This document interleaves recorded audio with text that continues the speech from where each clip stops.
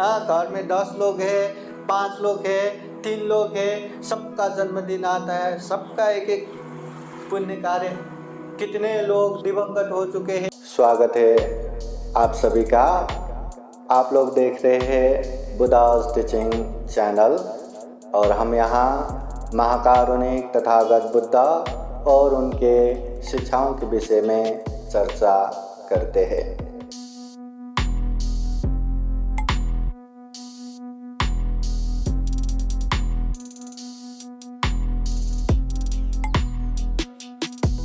महाकारुणिक तथागत बुद्ध कहते हैं, कालेन धम्म श्रवणं एतं मंगलमुत्तमं।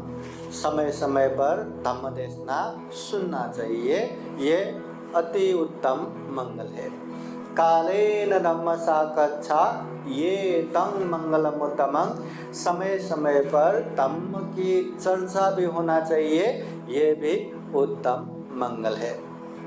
तो आज पूजने भी कुछ संग मिला है, तो ज़्यादा समय भी नहीं, इसलिए समय को ध्यान में रखते हुए थोड़ा सा ही आप लोगों को बताता हूँ। प्रमुखतः 3 बातें बुद्ध की 3 वाणी आप लोगों को बताता हूँ। पहला, महाकारुणिक तथागत बुद्ध कहते हैं, किच्छु मनुष्य पति लाभो किच्छु मज्जान जीवितम। ये मनुष्य जीवन प्राप्त होना दुर्लभ है। मनुष्य हो के मनुष्य की तरह जीना ये भी दुर्लभ है। ये जो हम जी रहे हैं ना, ये जिंदगी, हाँ, ये मनुष्य जीवन है और तथागत बुद्ध इस जीवन को दुर्लभ कहते हैं। क्यों? क्योंकि दुनिया में कितने सारे प्राणियां हैं, हाँ, पशु पंछी जीव जंतु कीट पतंग, वो कोई भी प्राणी ऐसे धम्म देशना नहीं सुन सकते, ऐसी धम्म चर्चा नहीं कर सकते। हाँ, और कोई घर के कुत्ता हो या कोई बिल्ली हो, किसी भी पालतू को पकड़ के धम्म देशना सुनाया तो भी नहीं सुन सकता, सुना तो भी नहीं समझ सकता।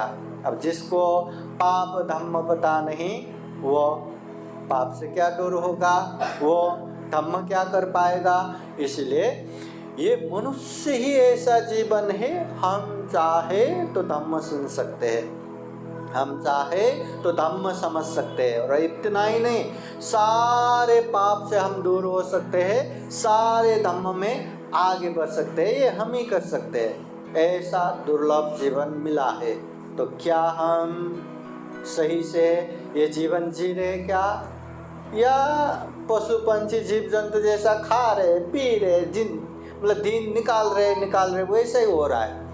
इसलिए बुद्ध कहते दुर्लभ तो मिल गया, ये दुर्लभ जीवन तो मिल गया, मगर मनुष्य की तरह जीना ये भी दुर्लभ है। सही रूप से पाप से दूर होके, सही रूप से पुण्य कार्य में आगे बढ़ के जी पाए, तो सही मायने में ये भी दुर्लभ है।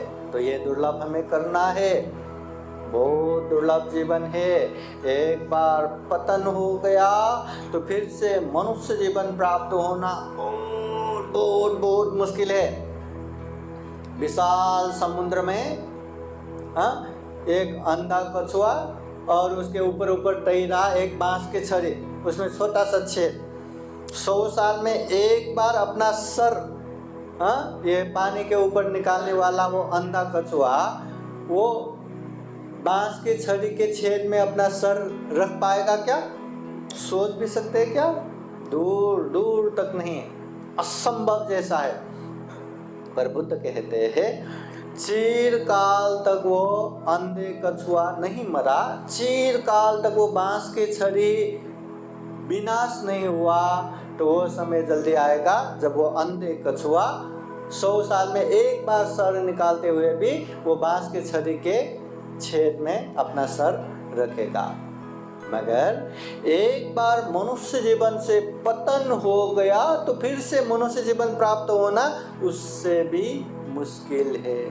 देखो, उससे भी मुश्किल है। हम इंसान पाप पुण्य जानते हैं और बचपन से सुनते आए हैं, पाप करायचं नाही बरं का, पुण्य करायचं बरं का। हाँ, बचपन से सुनता है पाप करना है, पाप नहीं करना, पुण्य करना है, बचपन से सुनता है, सबको पता है। फिर भी क्या हम पाप से दूर हो पाते, पुण्य कार्य आगे बढ़ पाते? और इतना हम इंसान होके नहीं कर पाते तो पशु पंछी कर पाएंगे क्या, है ना। वो लोग तो दलदल में फंसे पत्थर जैसा निरंतर नीचे नीचे नीचे ही जाएगा। इसलिए ऐसा मनुष्य जीवन प्राप्त हुआ है तो ख्याल में रखो हम कैसे जी रहे। तथागत बुद्ध और एक बात कहते हैं, न परे संग विलोमानि न परे संग कथा कथं अत्नो वो अवेख्य कथानि अकथानि च। दूसरे क्या करता है क्या नहीं करता है ये मत देखो, मैं खुद क्या कर रहा हूँ क्या नहीं कर रहा हूँ ये देखो।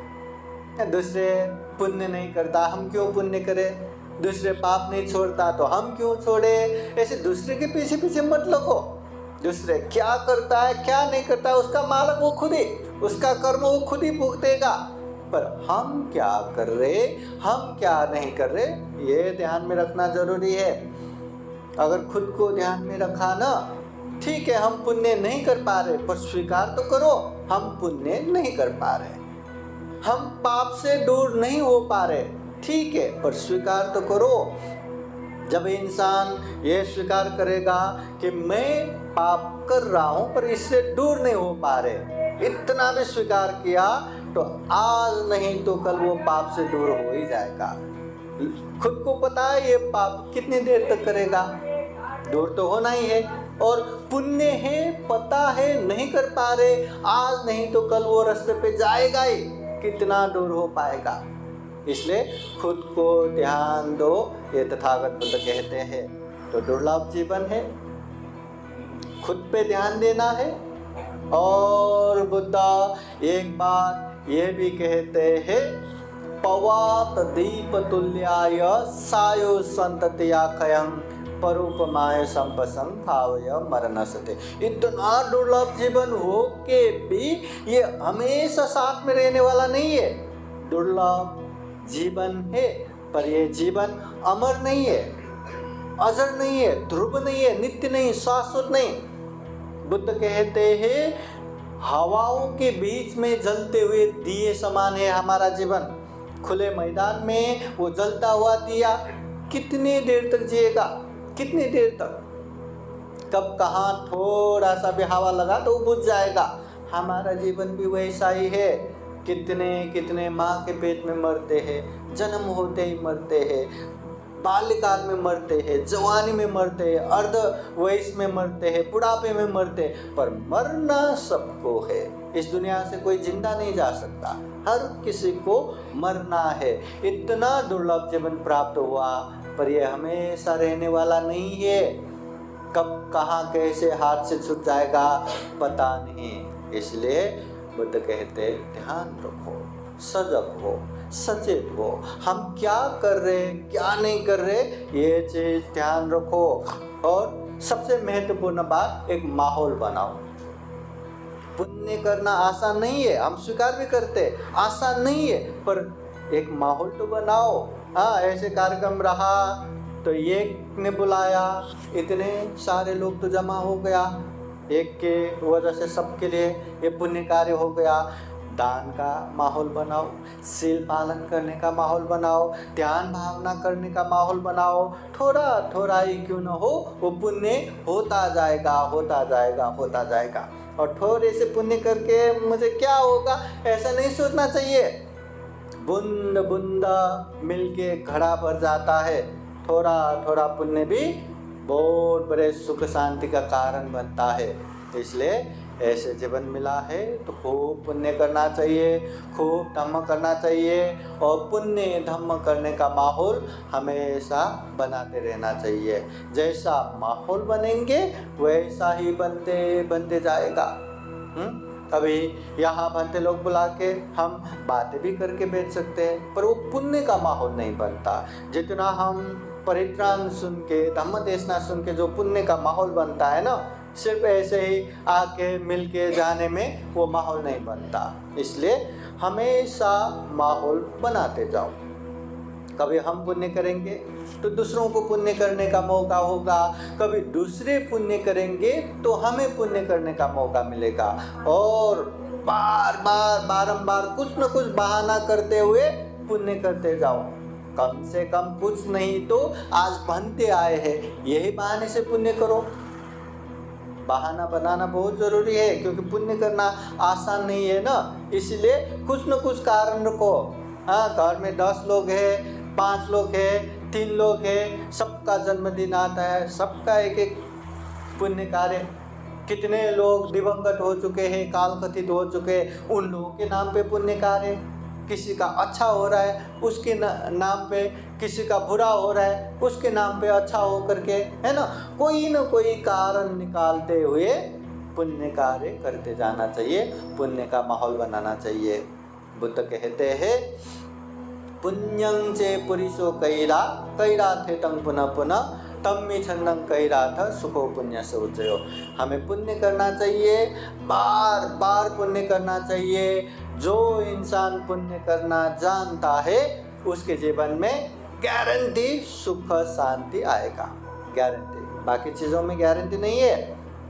ये पुण्य करेंगे तो जीवन में सुख शांति आएगा।